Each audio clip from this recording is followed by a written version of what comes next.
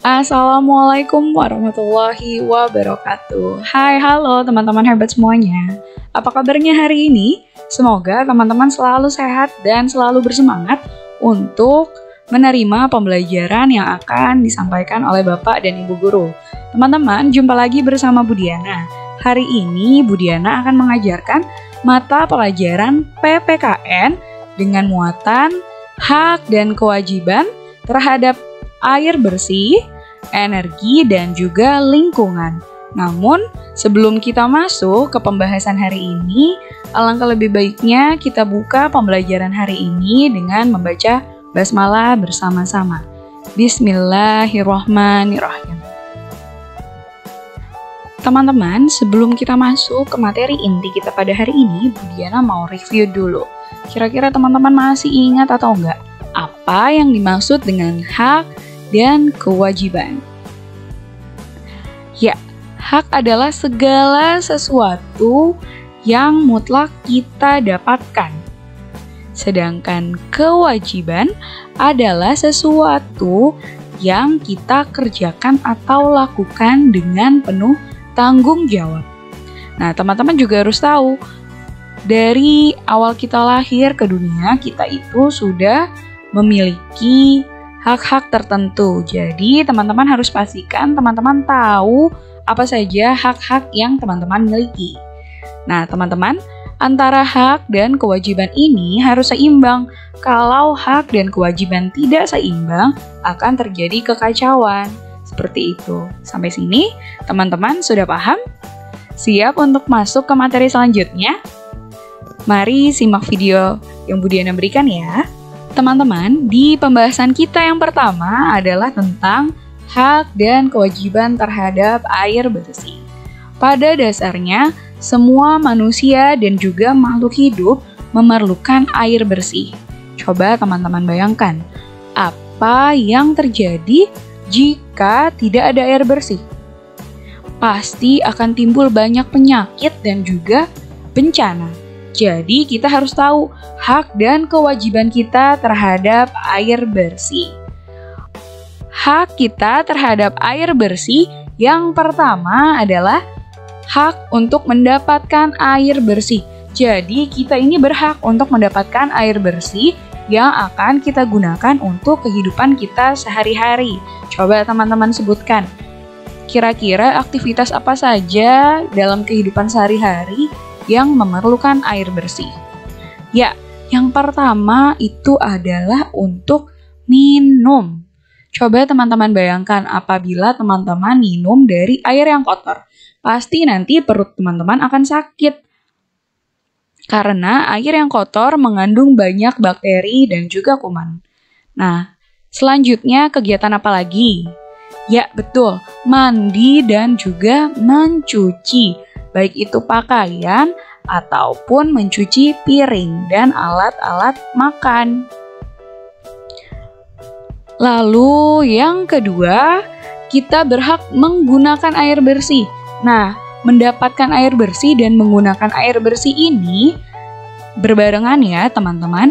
Jadi ketika kita mendapatkan air bersih, kita juga berhak untuk menggunakan air bersih yang sudah kita dapatkan. Yang ketiga adalah memanfaatkan air bersih. Sesuai yang Bu Diana jelaskan tadi di awal, air bersih kita bisa manfaatkan untuk kehidupan kita sehari-hari. Sampai sini teman-teman sudah paham kan haknya terhadap air bersih itu apa saja? Sekarang kita lanjut ya ke kewajiban. Nah, teman-teman juga harus tahu kewajibannya terhadap air bersih. Kewajiban yang pertama ini adalah wajib menjaga air tetap bersih. Kalau kita sudah mendapatkan air bersih, kita juga harus tetap menjaga sumber air tersebut supaya tetap bersih dan terhindar dari zat-zat yang berbahaya bagi tubuh. Lalu yang kedua, kita harus menggunakan air secara hemat dan bijaksana. Walaupun air ini termasuk ke dalam sumber daya alam yang dapat diperbarui, namun kita juga harus menggunakan air secara bijak dan menggunakan air sesuai dengan kebutuhan saja, jangan dibuang-buang dan jangan sampai kita boros terhadap air. Oke teman-teman, pembahasan kita selanjutnya adalah mengenai hak dan kewajiban dalam penggunaan energi. Yuk mari kita sama-sama cari tahu apa saja hak dan kewajiban kita dalam penggunaan energi. Yang pertama akan kita bahas adalah tentang hak dalam penggunaan energi. Hak kita yang pertama adalah berhak memanfaatkan energi listrik.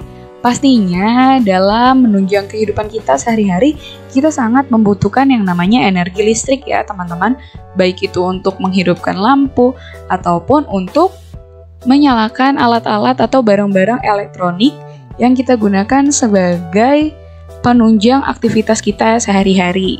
Lalu yang kedua, hak kita adalah berhak memanfaatkan energi air.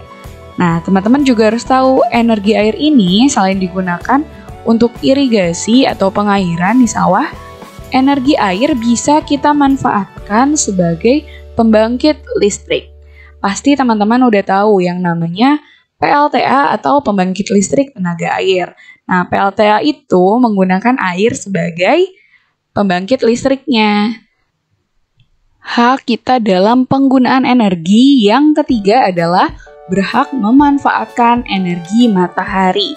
Nah, teman-teman pastinya tahu ya, bahwa energi matahari ini sangat banyak fungsinya bagi kehidupan kita sehari-hari. Nah, energi matahari ini juga bisa dimanfaatkan sebagai pembangkit listrik tenaga surya dan juga dimanfaatkan dalam model transportasi. Contohnya adalah di mobil tenaga surya. Selanjutnya, yang keempat, kita berhak memanfaatkan energi angin. Nah, teman-teman harus tahu kalau energi angin itu juga bisa digunakan sebagai pembangkit listrik. Nah, kira-kira gimana ya caranya angin diubah menjadi energi listrik? Nah, caranya adalah dengan membuat kincir angin. Nah, nantinya angin yang bertiup kencang akan menggerakkan turbin kincir angin seperti pada gambar di samping. Jadi, energi gerak yang dihasilkan oleh angin akan diubah menjadi energi listrik. Namun, sayangnya pemanfaatan energi angin ini masih minim di Indonesia. Selanjutnya, hak juga harus dibarengi dengan kewajiban. Nah, kewajiban kita dalam penggunaan energi yang pertama itu adalah wajib mengurangi perbuatan yang menghabiskan SDA atau sumber daya alam. Jadi sumber daya alam ini harus kita jaga dan kita hemat supaya nanti generasi-generasi kita selanjutnya juga bisa merasakan manfaat dari sumber daya alam yang terdapat di negara kita. Yang kedua, kita wajib menjaga kelestarian alam. Nah, contohnya menjaga kelestarian alam adalah dengan melakukan reboisasi atau penanaman kembali. Reboisasi atau penanaman kembali ini digunakan untuk menyeimbangkan ekosistem yang ada di hutan dan supaya tidak terjadi bencana alam, contohnya longsor ataupun banjir bandang. Kewajiban kita yang ketiga adalah wajib menghemat penggunaan energi yang tidak dapat diperbarui. Nah, kira-kira teman-teman tahu nggak contoh energi yang tidak dapat diperbarui? Ya, yaitu ada minyak bumi, batu bara, dan juga gas alam. Lanjut, kewajiban kita yang keempat adalah mulai menggunakan energi alternatif. Nah teman-teman, contoh dari energi alternatif itu adalah energi matahari, energi angin, dan juga energi air.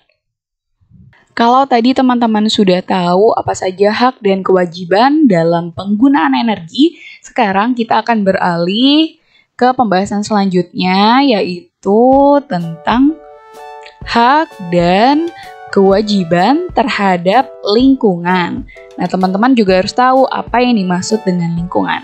Lingkungan adalah tempat di mana kita tinggal dan juga beraktivitas. Nah, kita juga harus tahu apa saja hak dan kewajiban kita terhadap lingkungan. Oke, kita akan bahas.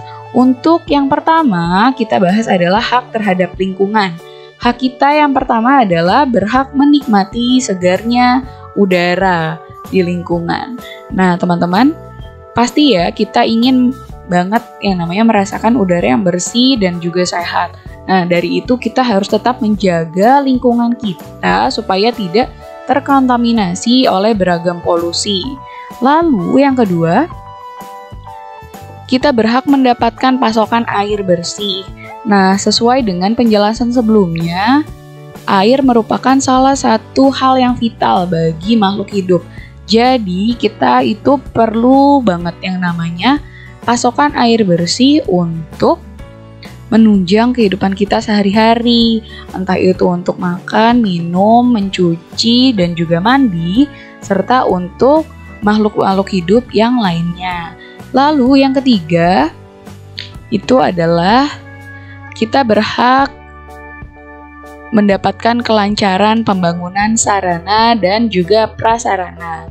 Dan yang keempat, kita berhak terbebas dari polusi dan pencemaran lingkungan. Nah, yang keempat ini ada kaitannya dengan poin yang pertama ya, teman-teman. Kita sekarang lanjut ke kewajiban terhadap lingkungan. Kewajiban kita terhadap lingkungan yang pertama itu adalah kita wajib menggunakan SDA atau sumber daya alam sesuai kebutuhan. Nah, tadi Bu Diana sudah menjelaskan bahwa sumber daya alam ini terdiri dari dua. Ada sumber daya alam yang dapat diperbarui, ada juga sumber daya alam yang tidak dapat diperbarui.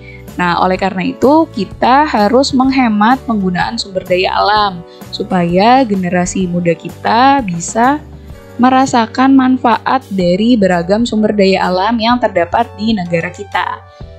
Lalu, kewajiban yang kedua adalah wajib menggunakan kendaraan ramah lingkungan. Nah, kendaraan ramah lingkungan ini contohnya adalah sepeda. Lalu, yang ketiga adalah tidak membuang limbah sembarangan. Nah, teman-teman, ini patut banget ya untuk digarisbawahi. Limbah itu sangat berbahaya bagi kelangsungan makhluk hidup, bukan hanya bagi manusia saja.